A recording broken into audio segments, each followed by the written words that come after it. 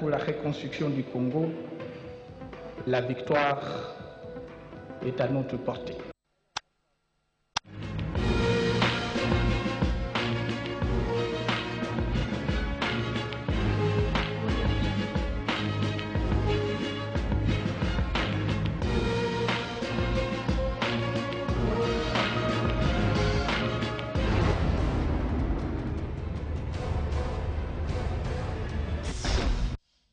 « 372e jour d'agression de la République démocratique du Congo dans sa partie Est.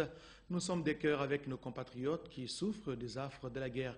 Mesdames, Messieurs, bonsoir. Bienvenue à cette édition unique de nos informations au sommaire. Encore une bande insurrectionnelle présentée aujourd'hui au ministère de l'Intérieur.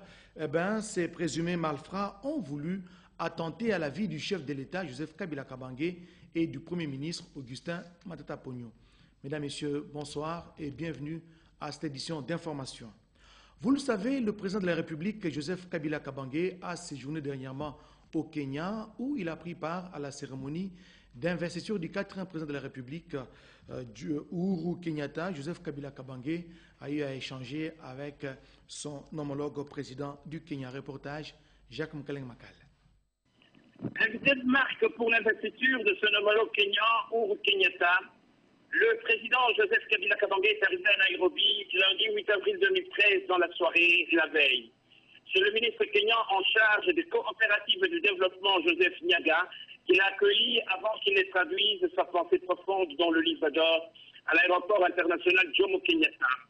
Et Nairobi, fraîchement arrosé par la pluie, a exprimé toute sa sympathie vespérale à la délégation présidentielle.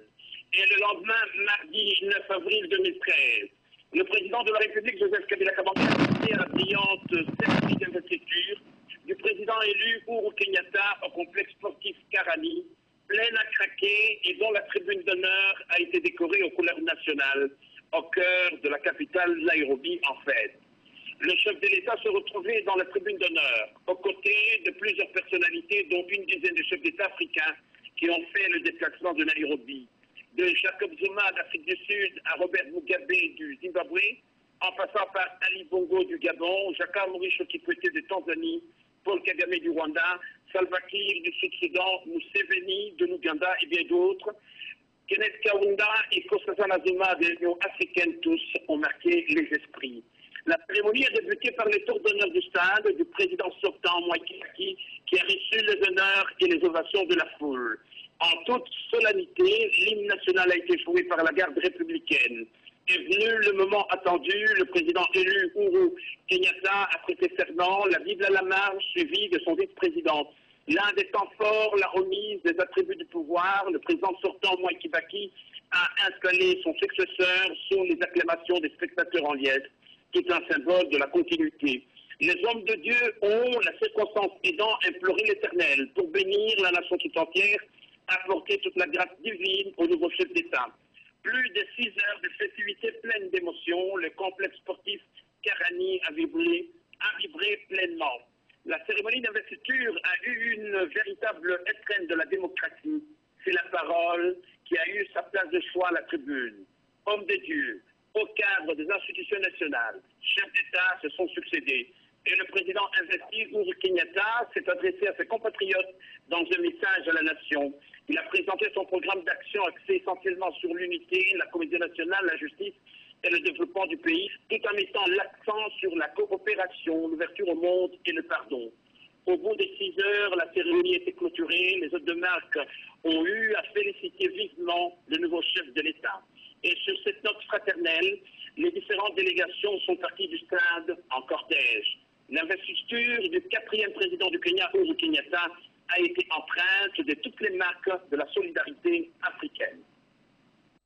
Comment lutter contre la pauvreté en République démocratique du Congo? Eh bien, le ministre belge, le ministre d'État et député belge Herman Deco a échangé sur cette question avec le président du Sénat, Léon Kengo-Wadondo. Reportage Bertin Kofo. La République démocratique du Congo souffre de la crise mondiale. Herman Deco, député et ministre d'État belge, l'a affirmé après son entrevue avec le président du Sénat, Léon Kengo-Wadondo, ce jeudi au Palais du Peuple. Les sénateurs sont d'une grande durabilité, connaissent bien leur région, connaissent bien le pays et les discussions que nous avons sont franches sur ce que l'on peut faire davantage pour aider le Congo.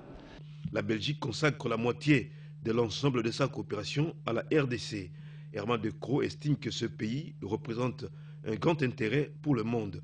Si nous n'aidons pas le Congo, nous aurons un jour la conséquence d'un pays qui serait encore plus pauvre qu'il ne l'est maintenant. Si les Anglais, les Américains, les Chinois vont au Congo, c'est qu'il y a une collaboration, il y a un intérêt. La guerre en RDC ayant des origines internationales, il faut agir de manière internationale. Donc il faut que nous agissions tous, l'Europe, la Belgique, M. Reinders, M. Michel, tous des amis de votre pays, que nous agissions pour que, de manière internationale, il y ait suffisamment de pression, qu'il y ait suffisamment de forces neutres pour arrêter ce qui est un scandale. L'Assemblée nationale a poursuivi aujourd'hui l'audition de 2 questions orales avec débat sur l'état actuel de l'appareil judiciaire en République démocratique du Congo et sur la construction du barrage de Katende dans la province du Kasaï occidental. 2 membres du gouvernement sont appelés à répondre à ces questions orales. Il s'agit du ministre de la Justice, Mme Wivine Mumba, et Bruno Kapanji Kalala de Hydraulique. Reportage Jean-Pierre Kassanganamingo.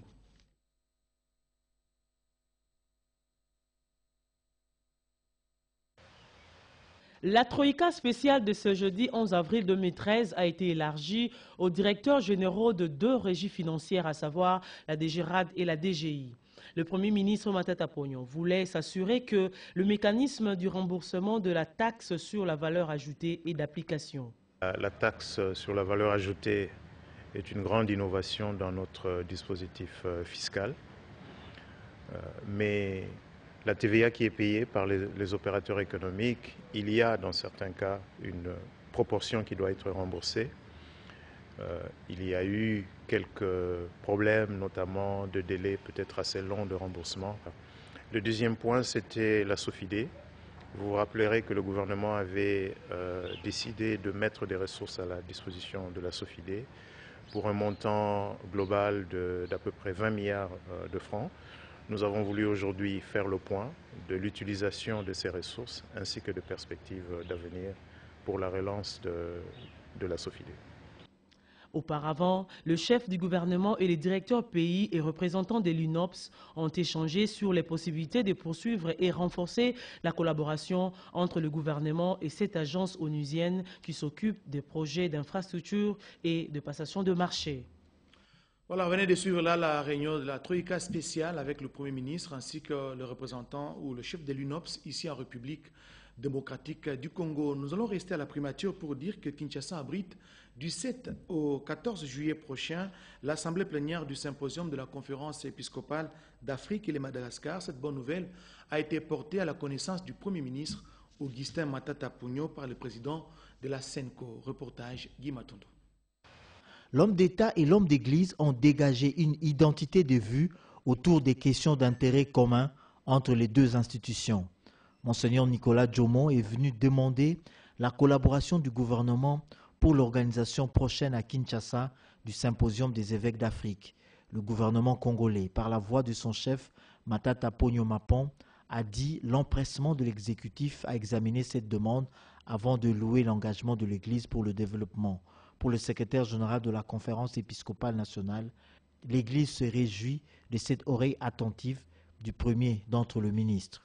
Notre pays sera honoré par la tenue ici à Kinshasa du 7 au 14 juillet du symposium de conférence épiscopale d'Afrique et de Madagascar. C'est en fait l'assemblée continentale de l'Église catholique où les cardinaux, les évêques délégués de tous les pays d'Afrique, mais aussi venant de Rome et d'autres continents, seront ici au rendez-vous ici à Kinshasa et parleront de la réconciliation, de la justice et de la paix en Afrique. Et donc partout où cette assemblée a pu se tenir, les gouvernements ont pu mettre les moyens pour accueillir les hôtes de marque et aussi donner une visibilité du pays. Alors, donc, c'est cette information donnée au Premier ministre. Un autre point, il s'agit de l'ordinariat militaire. Vous savez que comme nous avons beaucoup d'aumôniers dans l'armée, l'Église est organisée et fait la demande pour que cela soit ordonné par un évêque qui conduise la pastorale pour aider spirituellement, moralement nos militaires. Et donc l'Église catholique a fait la demande ici, l'Église du Congo, au Saint-Siège, pour que nous ayons un ordinariat comme un diocèse propre avec un évêque pour les militaires. Et donc pour cela, il faut aussi l'accord du gouvernement. Parlons éducation dans ce journal. Le ministre de l'enseignement primaire, secondaire et professionnel a lancé donc hier le plan intérimaire de l'éducation PIE.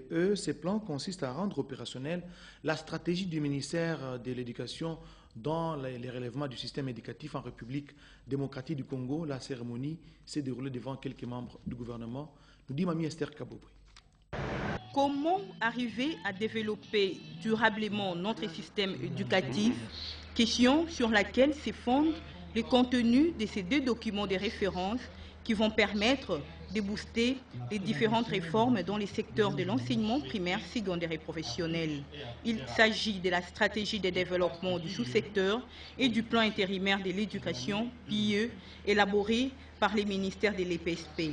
Avec la mise en œuvre du PIE, le gouvernement et tous les partenaires ont désormais un cadre conjoint de travail. Le plan identifie clairement les difficultés auxquelles est confronté le système éducatif congolais et indique à tous les acteurs la voie des solutions à suivre. La mise en œuvre du plan intérimaire de l'éducation est un vrai défi. Soit qu'elle ouvre à notre sous-secteur d'autres portes de financement et d'autres initiatives, y compris celles du gouvernement, soit qu'elle les referme pour longtemps. C'est pourquoi l'équipe de mise en œuvre, avec l'appui de tous, a l'impérieuse obligation de réussite. Le lancement du plan intérimaire de l'éducation a eu lieu en présence de plusieurs invités, dont quelques membres du gouvernement, qui font d'ailleurs partie du comité de pilotage. Ils ont évalué à mi-parcours l'année scolaire 2012-2013. Les participants aux travaux de la 9e commission urbaine de l'EPSP se sont retrouvés autour de la ministre provinciale de l'Éducation, Mme Thérèse Olenga, pour faire ce travail. Reportage Fabrice Wanzengue. Les travaux de cette 9e commission seront consacrés à l'évaluation à mi-parcours des activités scolaires pour l'année 2012-2013. Au volet pédagogique, les participants vont scruter les questions relatives à l'encadrement pédagogique, au respect du calendrier scolaire ainsi qu'au fonctionnement des gouvernements des élèves.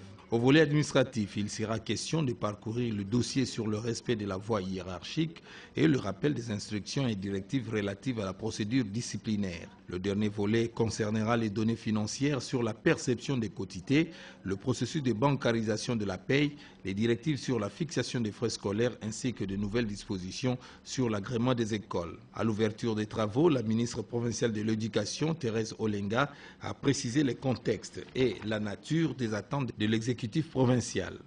La commission urbaine a une triple mission: émettre des avis sur le bon fonctionnement du système éducatif, faire exécuter et appliquer les directives et instructions en matière d'éducation, assurer le suivi de toutes les directrices.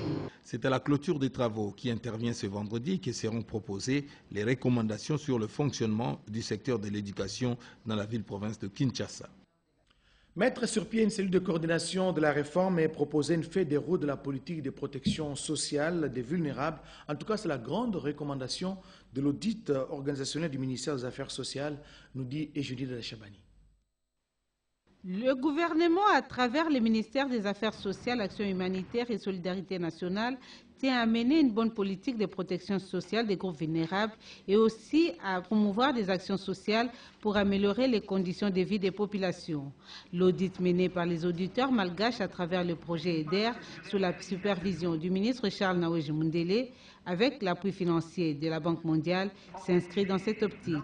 Il a permis de faire les diagnostics sur les forces et les faiblesses du fonctionnement du ministère afin de proposer des réformes et aussi la restructuration du ministère avec comme finalité la mise en place d'une feuille de route des politiques de protection sociale des vulnérables. Les auditeurs malgaches ont enfin présenté les résultats. C'était en présence du ministre Charles Naouéji Mundélé, du vice-ministre des Finances et également du budget. Parmi les forces, il y a notamment l'existence d'un cadre organique et des stratégies nationales pour certaines thématiques, ainsi que la planification stratégique opérationnelle à travers le programme d'action 2012-2016. Parmi les faiblesses, l'absence de stratégie nationale en faveur des groupes vulnérables. Pour cela, l'audit a recommandé au ministère de faire une cellule de coordination des réformes, question de piloter les recommandations de l'audit et également de proposer une feuille de route d'activité de protection sociale des groupes vulnérables. Le ministre et les partenaires ont salué les résultats de cet audit.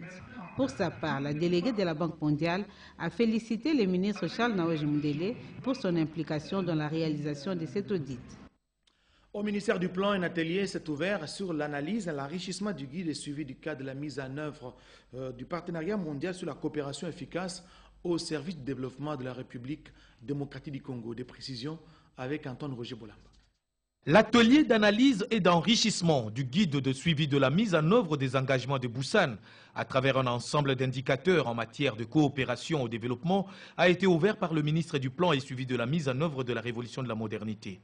En présence des participants, des secrétaires généraux des ministères du Plan et de la coopération internationale, Célestin Vunabandi Kanyamihigo a lancé cette première phase en rappelant dans son discours l'historique de la coopération sur l'efficacité au développement avant d'indiquer la pertinence de ces travaux.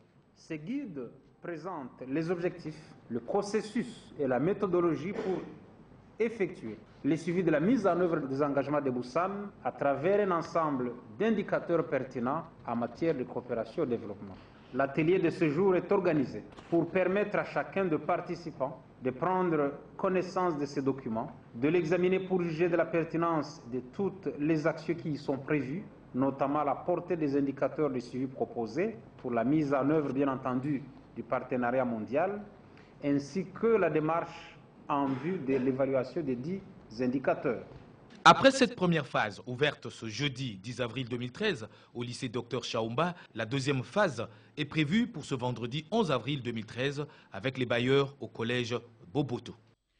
Le développement de la RDC passe par la réhabilitation, la construction des routes. Eh bien, la route qui relie les quartiers de l'Université pédagogique nationale UPN à celui de Sangamamba, nous sommes dans la commune d'Engalima. Eh bien, cette route est coupée et force la population à faire de longs trajets à pied à la base des érosions qui prennent des allures inquiétantes. Nanoumba. Nous sommes dans les quartiers Sangamamba, à Binza-Upen, commune d'Engalima. Des érosions se sont déclarées sur différents points de la principale et unique avenue. Ces érosions menacent aussi des rues à l'intérieur de ce quartier après les dernières pluies diluviennes qui se sont abattues sur la capitale. L'avenue Révolution, dont il est question ici, se trouve dans un état de délabrement avancé et du coup, elle est devenue impraticable, réduit l'accessibilité à Sangamamba et oblige les habitants à faire beaucoup de kilomètres à pied avant d'atteindre la place de l'UPN pour avoir un moyen de déplacement. La vie de nombreux ménages subit les contre-coups de la dégradation de l'avenue Révolution. Cette route est principale, elle est liée, enclavée. Sans cette route, on ne peut avoir rien. Tout passe par ici, à manger et tout. Maintenant, on se demande, même les élèves, pour aller donner les cours là-bas. Des fois, on vient, il n'y a même pas moyen de passer ici. Il y a d'autres collègues qui enseignent à l'IPEN, qui viennent par cette route pour aller là-bas. Une autre voie secondaire, l'avenue Kinshasa, qui pouvait servir d'issue des sorties, est aussi coupée par des érosions. La population, qui se sent abandonnée à son triste sort, a le regard tourné vers les autorités du pays, du chef de localité aux membres du gouvernement, pour inscrire parmi les urgences la réhabilitation des avenues Kinshasa et Révolution, 2 voies d'entrée et de sortie du quartier Sangamamba.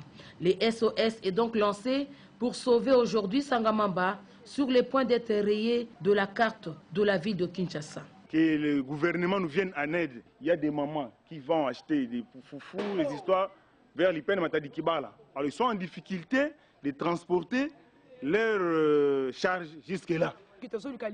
Nous sollicitons l'appui des autorités pour sauver notre quartier. Nous voulons un petit soutien pour désenclaver Sangamamba. Jusque-là, ces routes sont entretenues tant bien que mal par la population elle-même qui ne tarit pas d'imagination pour les rendre praticables. Mais son initiative a des limites. Les initiatives personnelles, c'est trop dit parce que derrière moi, vous voyez les sacs là-bas. On a commencé par faire le cantonnage manuel, on a mis des sacs, on a mis des bambous, mais avec l'eau qui vient de Bumba, Kinshasa et Révolution, on ne peut pas contenir ça. Voilà. Plusieurs familles sont sans abri au camp Lufungula de la police nationale congolaise, ici à Kinshasa, dans la commune de Lingwala. Un incendie s'est déclaré hier soir à la base. Une bougie allumée, laissée par indélicatesse par une habitante, et le ministre de l'Intérieur, Richard Mouyej-Manguesmans, est descendu ce matin pour faire le constat. En voici le reportage. C'est aux environs des 19h, dans la nuit de ce mercredi 10 avril 2013, qu'un incendie s'est déclaré au camp Lufungula de la police nationale congolaise. Une bougie allumée, laissée par inadvertance par un des habitants, serait à la base de ce sinistre qui a réduit en cendres plus d'une dizaine de maisons. La population a été débordée par l'événement. Ce jeudi matin, le ministre de l'Intérieur, Richard Mouyej-Manguesmans, s'est rendu sur place pour constater les dégâts causés par cet incendie et réconforter les sinistrés. Le gouvernement de la République est responsable et conscient de ses devoirs. Nous ferons de notre mieux pour que ces familles ne se sentent pas seules. Je peux vous assurer que cela se fera. Après la ronde, Richard Mouyej s'est fait présenter à cette occasion une maison type pour policiers du camp Lufungula en remplacement des maisons préfabriquées. Ces projets qui entrent dans le cadre de l'amélioration des conditions de vie du policier va se matérialiser après examen par le gouvernement de la République. Un peu plus loin, le ministre de l'Intérieur, Richard Mouyej, a visité les bâtiments devant abriter l'hôpital central des policiers. Les travaux de réhabilitation avancent à pas de géant. Je l'ai dit à l'ouverture de ce téléjournal, une bande insurrectionnelle a été présentée aujourd'hui au ministre de l'Intérieur, Richard Mouyej-Manguesmans, juste après avoir visité la famille sinistrée du camp Lufungula. Eh bien, Richard Mouyej-Manguesmans s'est fait présenter une bande insurrectionnelle par les services de sécurité. Ces présumés malfrats voulaient attenter à la vie du chef de l'État, Joseph Kabila Kabange, et à celle du Premier ministre, Augustin Matata Pognon. Reportage Mireille Ndeke. Les ennemis de la paix ne désarment pas. Imperium, un autre réseau de malfaiteurs structuré sous la couverture d'une cellule de prière, vient d'être démantelé de manière professionnelle par la police nationale au point de les neutraliser pour être présenté enfin au ministre de l'Intérieur, Richard Mouyej-Manguesmans. Composé de 13 hommes, dont une femme, tous membres recrutés dans certains partis politiques, cette bande armée avait un plan de déstabilisation des institutions bien déterminé pour enfin attenter à la vie du chef de l'État et du Premier ministre. Pour travailler en toute quiétude, ces réseaux, dont le membre s'appelait mutuellement sous le code Pasteur, s'est installé loin de la ville, dans la périphérie, dans une parcelle bien équipée, sise sur avenue Nganaketi numéro 63A, quartier Ngapani, dans la commune de Kimbanseke. Les téléphones cellulaires des marques Motorola et les cocktails Molotov ont été trouvés dans cette parcelle. Le ministre Mouyej a encouragé le service de sécurité et la police nationale et a laissé la poursuite du dossier auprès des instances judiciaires. Sachez que le plan d'action du programme pays pour 2013 à 2017 a été avalisé par le vice-ministre des Affaires étrangères au nom du gouvernement de la République démocratique du Congo, ainsi que le représentant des agents du système des Nations Unies qui ont apposé leur signature à ce document. D'autres activités dans ce condensé signé Jacques Kababa. Sous le haut patronage du ministre des Affaires étrangères, coopération internationale et francophonie, Raymond Chibandatunga Moulongo, la RDC est engagée dans une dynamique de changement afin de promouvoir un développement profitable à tous les Congolais. C'est ce qui justifie la signature du plan d'action des programmes pays 2013-2017 entre les vice-ministres de la coopération internationale et régionale, Dismas Mangwengu, et les différents représentants des agences du système des Nations Unies, UNICEF, PNUD, UNFPA et PAM. 5 axes de coopération ont été définis: la gouvernance et le développement des institutions et la promotion des droits humains, la croissance inclusive et créatrice d'emplois, les services sociaux de base et le développement des capitals humains, la gestion durable des ressources naturelles et la lutte contre les changements climatiques, la stabilisation et la consolidation de la paix en RDC. Une deuxième signature a été conclue dans le cadre du projet éducation en urgence dans les camps de déplacés de Goma, Kanyaruchinya, Mogunga 3 et Lac Vert. C'était en présence de Maker Mwangofamba, ministre de l'EPSP, et du représentant de l'UNESCO. Les plans cadres alignés sur les priorités nationales de la RDC visent à soutenir les efforts de développement du gouvernement de la RDC. Aussi, le vice-ministre Mangwengu s'est entretenu avec une délégation des alliances béco-congolaises conduite par son directeur général Afat Ali Tombo. L'entretien a tourné autour de la contribution de cette structure de coopération entre la Belgique et la RDC. Outre ces sujets, ils ont évoqué les problèmes du fonctionnement de l'ABC en rapport avec son siège en RDC. Le vice-ministre de la coopération a promis l'apport du gouvernement à ces dossiers. Les agents et cadres de la DGRAD qui étaient en grève ont été invités à reprendre le chemin du travail. Le ministre délégué aux Finances, Patrice Kitebi, les invite donc à retrouver leur bureau puisque leurs revendications ont trouvé gain de cause. Reportage Erkin Souzi. C'était une séance hautement stratégique que le ministre délégué auprès du Premier ministre, chargé des Finances, a dirigé mercredi 10 avril 2013. À l'agenda de Patrice Kitebi, la réponse du gouvernement sur les arriérés des rétrocessions à la DGRAD pour le mois de février 2012. Après le dialogue entre l'autorité des tutelles avec l'intersyndicale et la délégation syndicale de cette régie financière, il a été levé l'option de débuter le paiement des primes évoquées à dater du 10 avril courant. Raison pour le ministre délégué aux Finances d'inviter sans réserve les agents de la DGRAD à reprendre du service, le paiement ayant déjà commencé à Kinshasa comme à l'intérieur du pays. Pour la situation des Boma, les déclarants ou commissionnaires en douane qui ont eux aussi grévé n'ont pas à prendre la place des importateurs de véhicules non admis en RDC.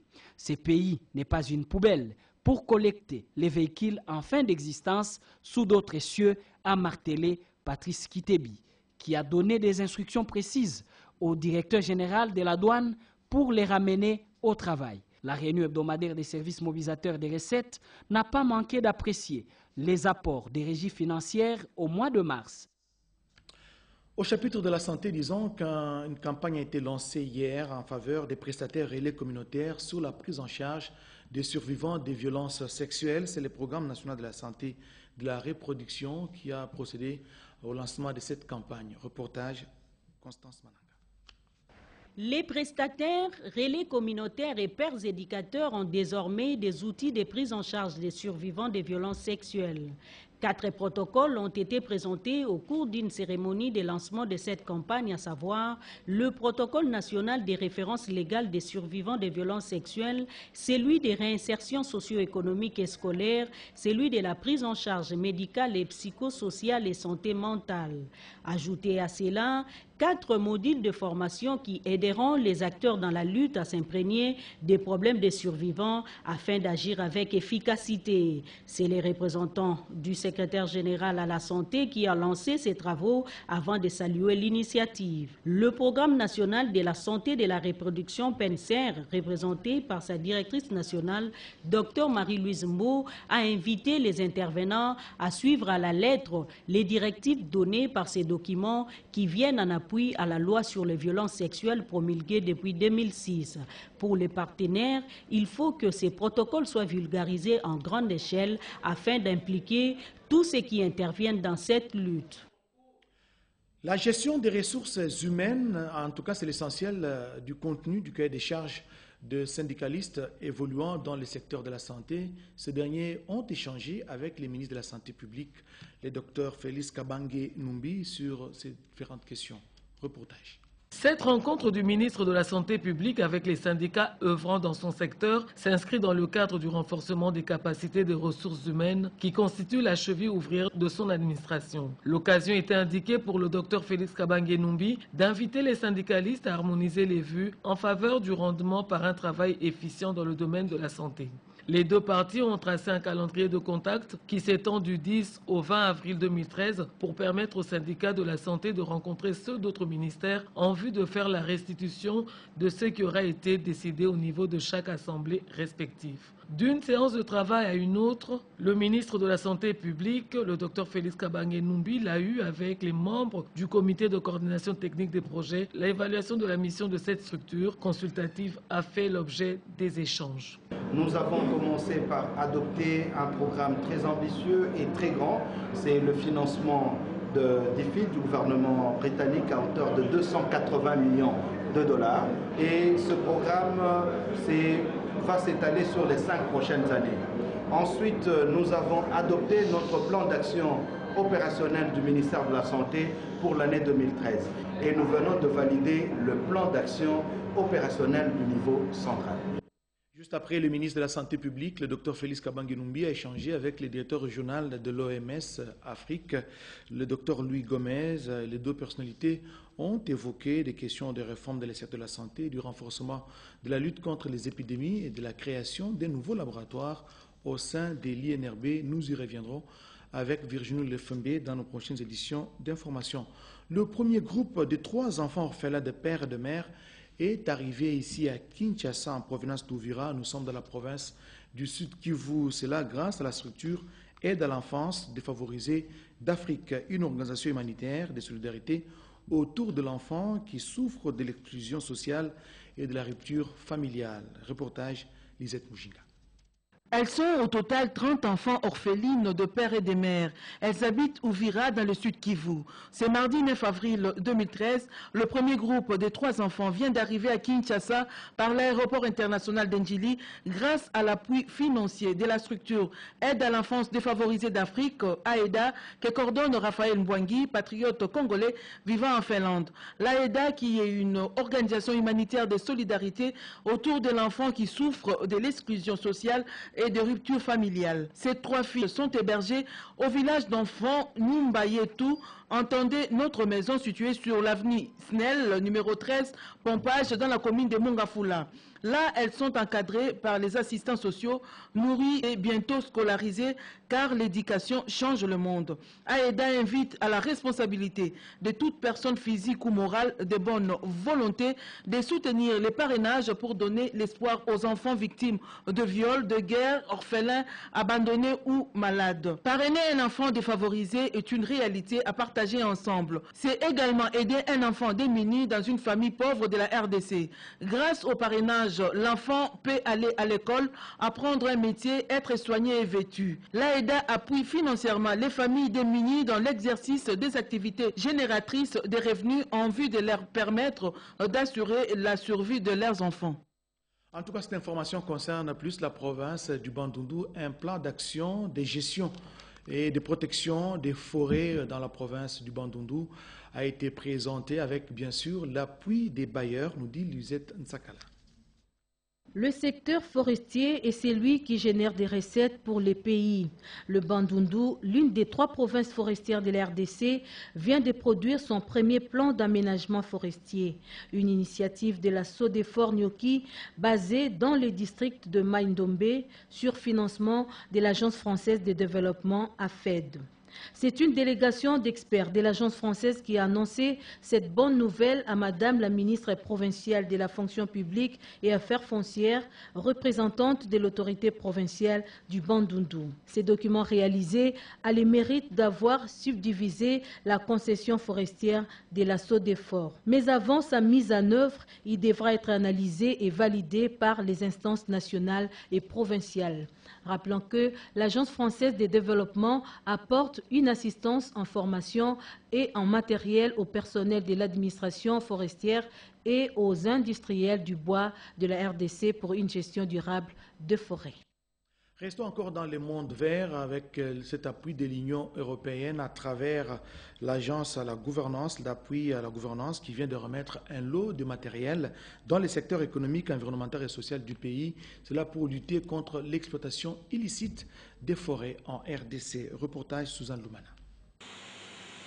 Jean-Michel Dumont, ambassadeur de l'Union européenne en République démocratique du Congo, vient de remettre du matériel des contrôles de la fraude forestière au ministère de l'Environnement, Conservation de la Nature et Tourisme. Bavonton Poutou Elima, ministre de l'Environnement, qui a réceptionné ces matériels, a demandé aux cadres et agents de son ministère de bien le gérer pour enrayer la fraude dans ces secteurs forestiers. Pour sa part, Jean-Michel Dumont a saisi l'opportunité pour conscientiser tout le monde sur ces fléaux qui détruisent les forêts de la RDC. Ces matériels remis seront répartis dans 4 provinces, à savoir le Bas-Congo, les Bandundu, la province orientale et l'Équateur. Cette cérémonie de remise s'est clôturée par une visite guidée de ces matériels et la remise des clés par l'ambassadeur de l'Union européenne au ministre de l'Environnement qui, à son tour, les a remises au secrétaire général à l'Environnement, Vincent Kassoulou. Je voudrais, comme ministre de l'Environnement, Conservation de la Nature et Tourisme, saluer et remercier vivement l'apport de l'Union européenne dans le cadre de l'effort du gouvernement dans son ensemble, allant dans le sens de l'amélioration de la gouvernance dans le secteur des ressources naturelles en général et dans le secteur des ressources forestières en particulier. Le ministre de l'Agriculture est descendu dernièrement en Célé pour donner un coup d'accélérateur aux travaux de la mise en œuvre d'un centre de formation et de démonstration agricole. Reportage Kinanga Moussaji. Le ministre de l'Agriculture et du Développement rural, Vamwiti Jean Chrysostome, en compagnie du ministre provincial de l'Agriculture de la ville-province de Kinshasa, s'est rendu le mercredi 10 avril au chantier du centre de formation et de démonstration agricole pour évaluer le niveau d'avancement des travaux exécutés par l'entreprise chinoise ZTE. La date de livraison étant prévue au mois de septembre, le ministre a donné des instructions aux services compétents pour déplacer les activités de maraîchage entretenues sans autorisation formelle autour du chantier afin de permettre à l'entrepreneur l'aménagement des routes et des caniveaux sur l'espace prévu pour l'exploitation et les démonstrations des techniciens formés par cycle rotatif. Le site choisi pour cette école est le domaine présidentiel d'Nsélé. Ensuite, le ministre Vamwiti est allé s'entretenir avec les représentants des pêcheurs au centre de pêche de Kinkoli. L'échange a révélé une série de difficultés. Ce site fait l'objet d'un envahissement anarchique du port par des tiers non autorisés. Ils ont épinglé également le manque de mesures d'encadrement dans la mise en application de la réglementation de l'activité pêche et l'octroi des permis de pêche, l'érection des constructions anarchiques dans la concession, ainsi que le dysfonctionnement de la chambre froide. Le ministre a lancé un avertissement aux occupants illégaux qui s'exposent d'ores et déjà à l'application rigoureuse de la loi. Le haut-commissaire des Nations Unies pour les réfugiés séjourne en République démocratique du Congo, via Kinshasa bien sûr, et il est attendu demain à Zongo, dans la province de l'Équateur. Zongo fait frontière avec la République centrafricaine pour constater comment vivent les réfugiés centrafricains en République démocratique du Congo. Information livrée lors du point de presse hebdomadaire de la MONUSCO, nous dit Mamita Bangoulou. La conférence de presse hebdomadaire de ce mercredi 30 avril 2013, présidée par le porte-parole de la MONUSCO, Madnoj Mounoubaï, a abordé 2 points. La situation humanitaire et la situation sécuritaire en RDC. Selon Toumba Moudingaï de Ocha, lors de sa visite en RDC, M. Antonio Guideres se rendra à Zongo, dans la province de l'Équateur, pour s'imprégner de la situation des réfugiés centrafricains. Le numéro 1 du HCR s'entretiendra avec les autorités de la RDC. Outre la présence des réfugiés centrafricains, la ville de Zongo fait face à la catastrophe causée par des pluies diluviennes du 2 au 3 avril dernier, où près de 400 maisons et plusieurs centres de santé et écoles ont été détruits. De son côté, le porte-parole de la MONUSCO, Madnoj Mounoubaï, a fait état de la campagne de sensibilisation sur les dialogues interreligieux pour la promotion de la paix en RDC. Pour le porte-parole de la MONUSCO, cette campagne s'inscrit dans l'exercice de son mandat. Cette campagne sera essentiellement axée sur le dialogue interreligieux et va interpeller les leaders des organisations de la société civile et membres des organismes des systèmes des Nations Unies. La ministre du Genre, de la Famille et de l'Enfant, Geneviève Inagosi Kassongo, a échangé avec plusieurs personnalités du monde féminin, notamment des femmes qui travaillent dans le secteur de mines, ainsi que Mme Anne Mbumba Gizenga. Toutes sont venues solliciter le concours de Mme la ministre du Genre dans leur secteur d'activité. Reportage, Beati Amani, Paul Landou. C'est pour solliciter l'appui du gouvernement à son association que Mme Anne Gizenga est venue rencontrer la ministre du Genre, de la Famille et de l'Enfant, Geneviève Inagosi Kassongo. Cette ASBEL, Fondation Mbumba Gizenga, s'occupe de l'encadrement des femmes et des jeunes filles, mais également elle évolue dans la lutte contre la pauvreté. Mme Anne Mbumba Gizenga a également fait part à l'autorité de la tenue en juillet prochain du Festival national des Gungu prévu à Lubumbashi au Katanga. Sur la violation du Code de la famille, la ministre du Genre a reçu les orphelins et veuves du feu. Igo Tanzambi, un opérateur économique, venu solliciter l'appui de l'autorité de l'injustice dont ils sont victimes de la part de la famille biologique de leur père et mari, famille qui leur a privé de tous leurs biens. Pour sa part, la ministre Geneviève Vinagossi a promis de s'y impliquer et leur a rassuré d'être leur porte-parole auprès des autorités concernées afin qu'une solution soit trouvée. La délégation a été conduite par le député national Zachary Bababassou et Henriette Ouamou, tous deux élus de Kinshasa. La ministre du Genre a également échangé avec une délégation des femmes du secteur des hydrocarbures et des mines, venues annoncer à l'autorité la création de leur association fruit du projet promis qui s'occupera de la promotion du genre et de l'encadrement de leurs membres. Cette structure vise à réduire la pauvreté et à accroître le développement de la RDC. Vous savez, le magazine diffusé sur Molière Télévision, Kin Makambo, a été frappé d'interdiction d'être diffusé sur les antennes par le CESAC. Le patron de cette chaîne de télévision, Nimbalimba, a échangé justement avec le président du CESAC, M. l'abbé Jean Bosco Bala, sur l'éthique et la déontologie des journalistes. Jean Bosco Bala a reçu d'autres personnalités dans son cabinet de travail avant de visiter les centres de monitoring du CESAC. Reportage.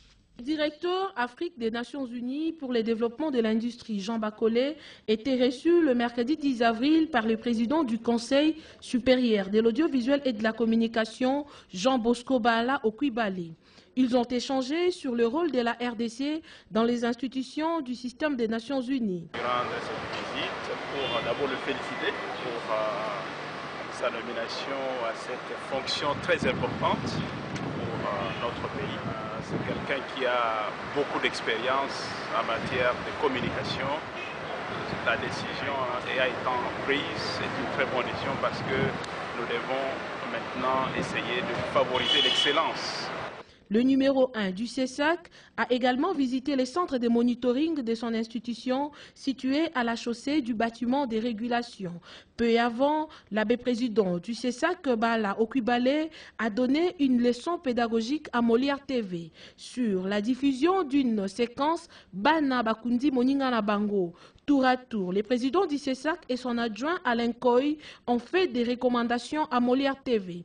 Notamment le bon traitement des informations, de ne pas diffuser les actes des procédures judiciaires inédits par la loi, de bien voiler les visages des présumés coupables, le respect de l'éthique et de la déontologie professionnelle. Vous le savez, la République démocratique du Congo a déjà adhéré au système OHADA. Des ateliers se multiplient pour préparer justement l'entrée totale et effective de notre pays à ces systèmes. Un atelier s'est clôturé dernièrement au centre Caritas, ici à Kinshasa. La journée de mercredi était consacrée au développement de deux thèmes suivants. Le sûreté réelle mobilière, entendez le droit de rétention, le gage, les nantissements, et les hypothèques, entendez les hypothèques conventionnelles et les hypothèques forcées. Sous la conduite du professeur Roger Sonké, les participants ont eu à échanger au cours de débats organisés à cet effet. Débats qui ont débouché aux travaux intenses en atelier. Et à leur tour, les différents ateliers ont procédé à la restitution de travaux. Pour avoir participé à ces assises, le juriste et expert comptable ont reçu de main des organisateurs de l'atelier venus de Yaoundé au Cameroun des attestations de participation. C'est vers 18 h que le discours de clôture sont intervenus. D'abord, celui du représentant du secrétaire permanent de l'OHADA, M. Diarra, qui a loué la qualité du travail abattu, fruit de l'assiduité des participants. Ensuite, celui du président de la Commission nationale OHADA, professeur Roger Massamba, représentant Madame la ministre de la Justice et Droits humains, l'homme le plus heureux, car la République démocratique du Congo continue à marquer de points en ce qui concerne le droit OHADA. Parlons encore justice dans ce journal. La ministre de la Justice et des Droits humains, Mme Wivine Mumba Matipa, a clôturé hier l'atelier sur la politique pénale gouvernementale en matière de prévention des libertés. La cérémonie de clôture a eu lieu hier au centre Caritas. Reportage Max César Locaté.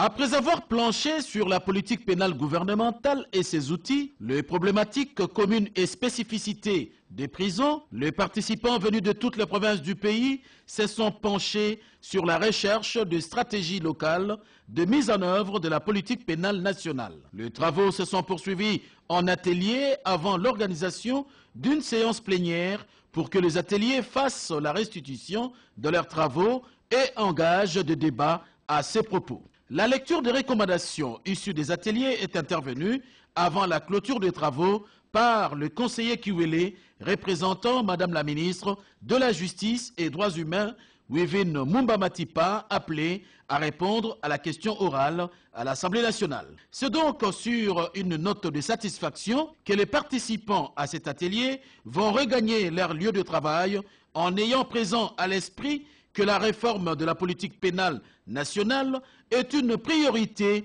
pour la patronne de la justice et droits humains. Comme vous l'avez suivi, la ministre de la Justice s'est fait représenter et nous allons terminer ce journal par ces quelques communiqués. Les partis de l'Alliance nationale pour l'unité PANU viennent de procéder à la désignation de membres du bureau exécutif du parti et vont exercer les fonctions au regard de leur nom.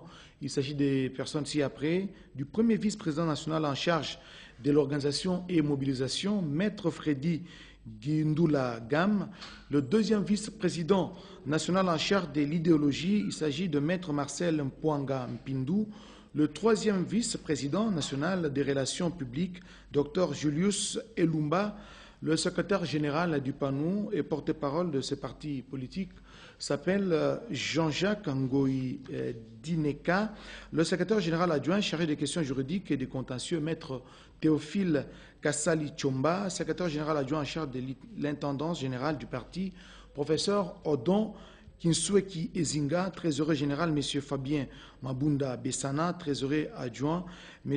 Jean Chitenga Ntambua, article 2, le secrétaire général du parti est chargé de l'exécution de la présente décision qui sort ses effets à la date de sa signature sont abrogées toutes les autres décisions antérieures contraires à la présente.